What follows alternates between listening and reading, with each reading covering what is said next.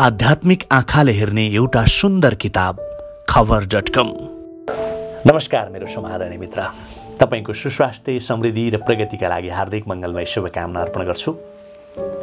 असार 17 गते सुरु गर्नु यो काम मालामाल बनाउँछ। आजको यो महत्त्वपूर्ण शीर्षकमा तपाईलाई हार्दिक स्वागत छ।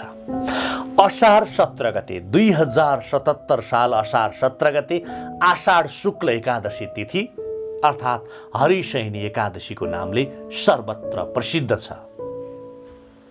हरेक चन्द्रमासमा 2 एकादशी हुन्छन्, एउटा शुक्ल पक्षको र अर्को कृष्ण पक्षको एकादशी।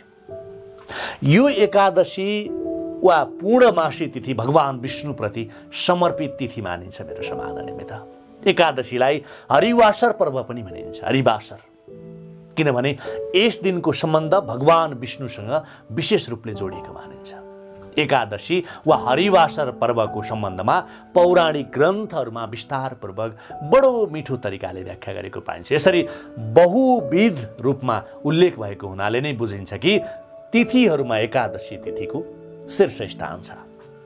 अरू तिथिहरूको भन्दा एकादशी तिथिको बहुत ठुलो र शीर्ष स्थान छ भनेर भन्दा फरक पर्दैन। आज म असार 17 गते पर्न गएको हरिशयनी एकादशी र चतुर्मास व्रत प्रारम्भको दिन परेको कारणले यो भिडियो अन्तसम्म हेर्नुहोला। व्रतको महत्त्व, व्रत विधि र व्रतबाट प्राप्त हुने लाभ सबै कुराहरू म तपाईलाई बताउँछु। किन कसरी गर्ने सबै कुराहरू यो भिडियोमा बताउँछु। सामान्यतया सबै एकादशी र तिनमा पनि चतुर्मास भनेको आषाढ शुक्ल एकादशीदेखि कार्तिक शुक्ल एकादशी बीचको अवधिभित्रका एकादशीको महत्त्व विशेष हुन्छ। यस वर्षको आषाढ शुक्लको हरिशयनी एकादशी तिथि चतुर्मास व्रत सुरु हुने दिन आषाढ 17 गते परेकाले यस सम्बन्धमा यो विशेष महत्त्व बोकेको व्रत विधि अथवा व्रतबारे म तपाईलाई बताउन गएको छु। अभिष्ट कर्ममा प्रवृत्त हुने संकल्पलाई व्रतका रूपमा लिइन्छ मेरो समाधानी मित्र। कायिक, वाचिक र मानस अथवा मानसिक गरी व्रतलाई 3 भागमा विभाजन गरिएको छ पुराणहरूमा। कसरी?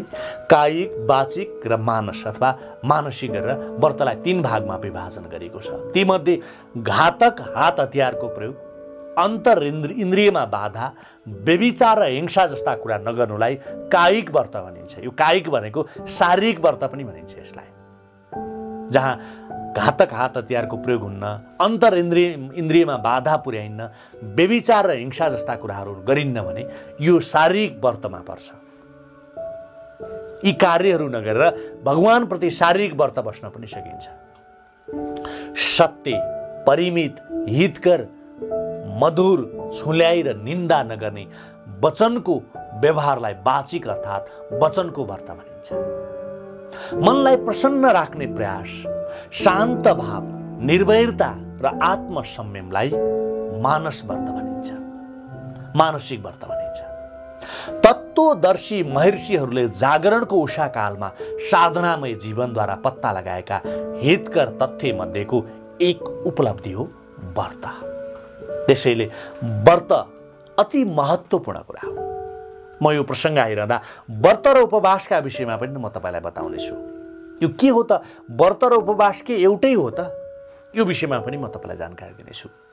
व्रतले मानिसको शारीरिक र मानसिक परिशुद्धिका लागि कतिपय नियमको अवलम्बन आवश्यक भएको कुरा निर्विकल्प रूपमा स्पष्ट पार्छ, बताउँछ। व्रतको अवलम्बनले दृष्ट र अदृष्ट दुवै अंशसित सम्बन्ध राख्छ मेरो समाधानी मित्र। दुवै अंशसित गएर सम्बन्ध राख्छ।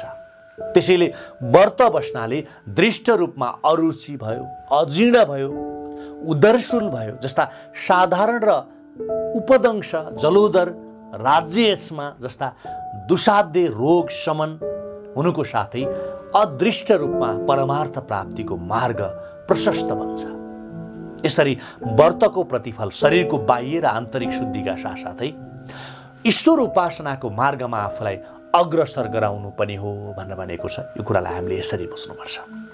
प्राचीन कालमा अन्य महत्त्वपूर्ण कुराको साथै सुसन्तान प्राप्तिका लागि पनि व्रतको अनुष्ठान गरेका थुप्रै अनेकन उदाहरणहरू पाइन्छन्। देव माता अदितिले आफ्ना पुत्रहरूको दुरावस्था निवारणका लागि पति कश्यपको उपदेश अनुसार एक व्रत गरेकी थिइन्, जुन व्रतको नाम थियो पयो व्रत। यस व्रतको प्रभावले अझै दानवराज बलिलाई सङ्ग्राम बिना नै पराजित गर्न भगवत अवतार रूप वामनलाई उनले पुत्रका रूपमा प्राप्त गरेकी थिइन्।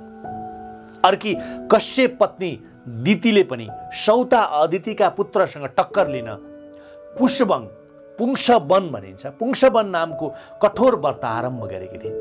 तर स्वर्गका राजा इन्द्रको जाल झेलमा परेर त्यसमा चाहिँ विषयमा विघ्न परेर त्यो व्रत पुरा हुन पाएन भनेर पुराणहरूमा बताएको छ।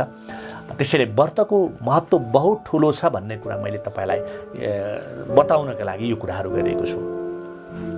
जस्तो रघुकुलका प्रसिद्ध राजा दिलीपले कुलगुरु वशिष्ठको आज्ञा अनुसार कामधेनुकी पुत्री नन्दिनीको सेवा गर्ने व्रत गरेर कुलदीपक पुत्र रघुलाई प्राप्त गरेका थिए।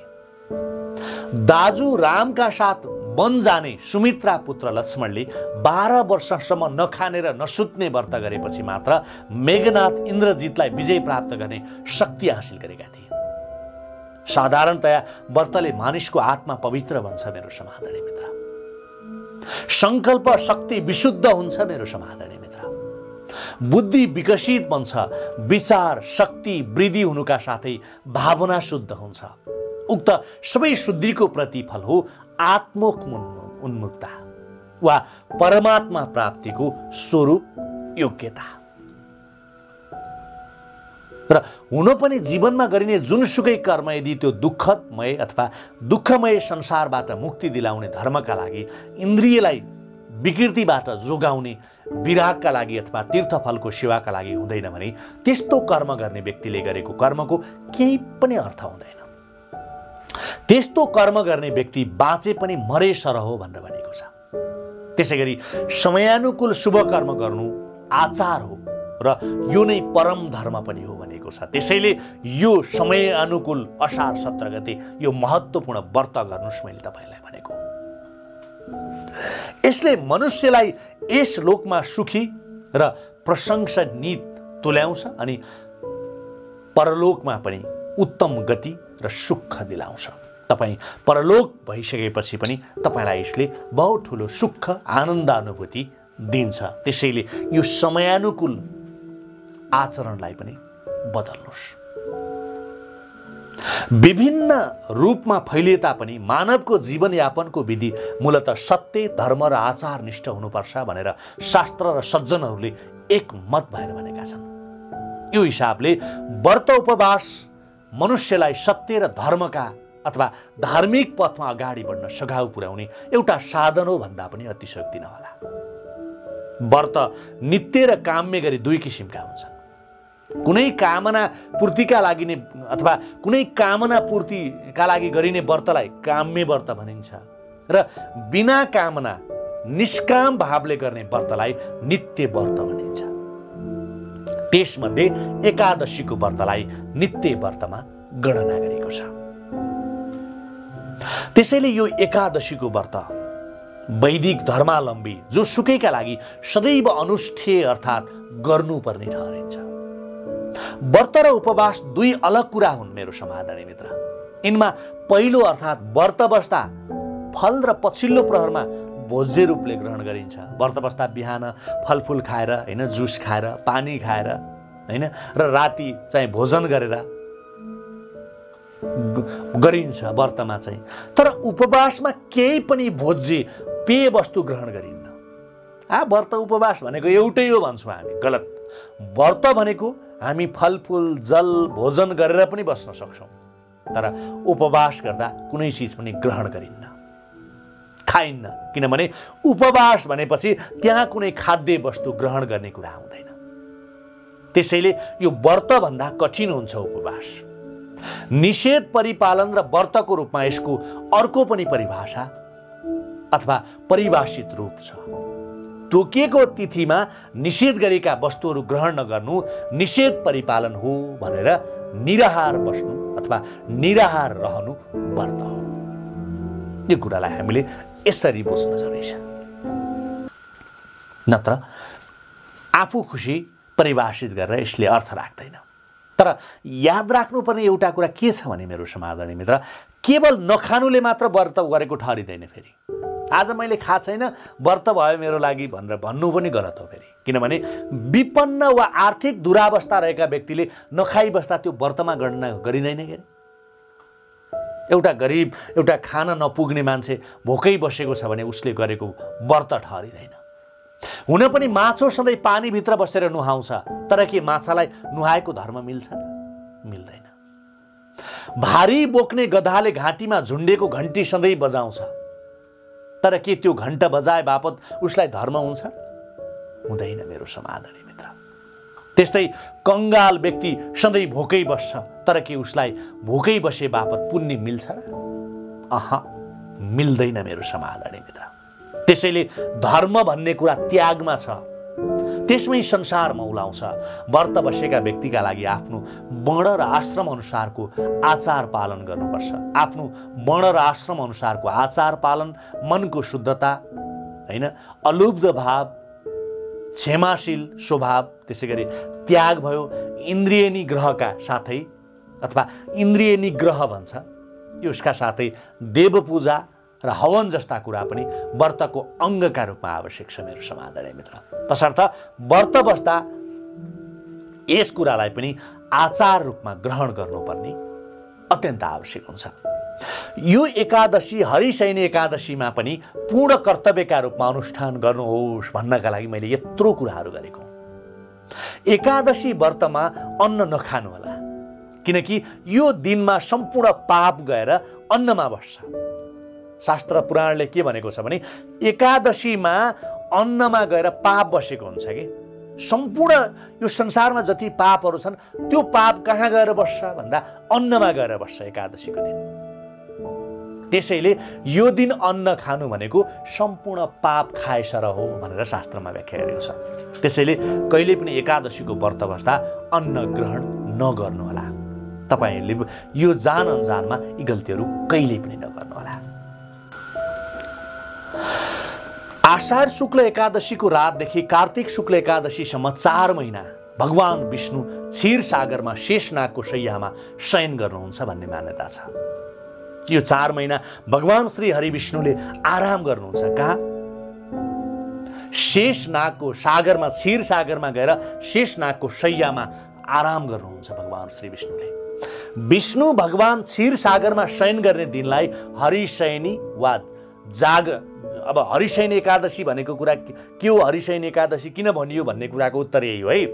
भगवान विष्णु क्षीर सागरमा शयन गर्ने दिनलाई हरिशयनी एकादशी भनियो र जागरण वा उठ्ने दिनलाई हरिबोधनी एकादशी भनियो। यसरी हो 4 महिना आषाढ शुक्ल एकादशीबाट सुरु हुन्छ। जुन दिनलाई हरिशयनी एकादशी भनिन्छ त्यो दिन चाहिँ भगवान श्री विष्णु गएर सागर क्षीर सागरको शयन कक्ष जुन शेषनागको शैयामा गएर सुत्नुहुन्छ त्यो दिनलाई चाहिँ हरिशयनी एकादशी र जागरण वा उठ्ने दिनलाई चाहिँ हरिबोधनी एकादशी भनिन्छ।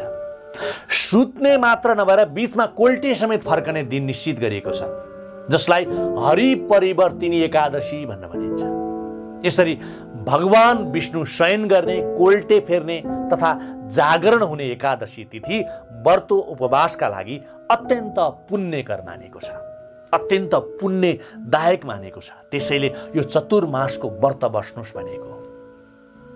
यो असार 17 गतेबाट सुरु भएर गर्ने 4 महिनाको चतुर्मास व्रत बस्नुहोस् भनेको। यस किसिमले शयन गर्ने कुरा ब्रह्मा, कामदेव, विश्वकर्मा, गणेश, लक्ष्मी, पार्वती आदि देवी देवतामा पनि प्रसिद्ध छ। विष्णु भगवानले शयन गरे 4 महिनासम्मको व्रत वा नियमलाई चतुर्मास व्रत भनिन्छ। यो व्रत सुरुमा संकल्पपूर्वक आरम्भ गरेर अन्त्यमा गौदान, पूर्णदान समेत गरी अथवा पूर्णपात्र समेत गरी समाप्त गरिन्छ। चतुर्मासभर गाउँ ठाउँमा विभिन्न पुराणहरू लगाइन्छ, जस्तो हरिवंश पुराण, महाभारत पुराण लगाउने, कथा श्रवण गर्ने चलन छ। देवी देवताको आराधनाका दृष्टिले चतुर्मासको अवधि अत्यन्त पुण्यकर मानेको छ। यो चतुर्मासको समयमा देवी देवताको आराधना गरेको बहुतै पुण्य लाभ मिल्छ, त्यसैले यो व्रत गर्नुस् भन्न भनेको। आषाढ शुक्ल एकादशीमा सुरु गरेर कार्तिक शुक्ल द्वादशीमा समाप्त गर्ने गरी यो चतुर्मास व्रत गर्नुपर्छ र चतुर्मासभर तुलसीको बिरुवा रोपेर हुर्काउने, त्यसको पूजा आराधना गर्ने र अन्त्यमा उद्यापन गरी समाप्त गर्नुपर्छ। यो 4 महिनाको अवधिभर तुलसीको पूजा गर्नुपर्छ मेरो समादरणीय मित्र। जिउस भगवान श्री हरि विष्णुको पूजा आराधना गर्न सक्नुहुन्छ यो समयमा। तुलसीको बोटले धेरै अक्सिजन दिन्छ, जुन कारणले मानिसको प्राण शरीरबाट छुट्ने बेलामा मानिसलाई तुलसीको मठ नजिक राख्ने चलन छ। यसबाट प्राणान्त हुने बेलामा मानिसको दुखाइ कम हुनुका साथै उत्तम गति प्राप्त हुने शास्त्रीय मान्यता छ।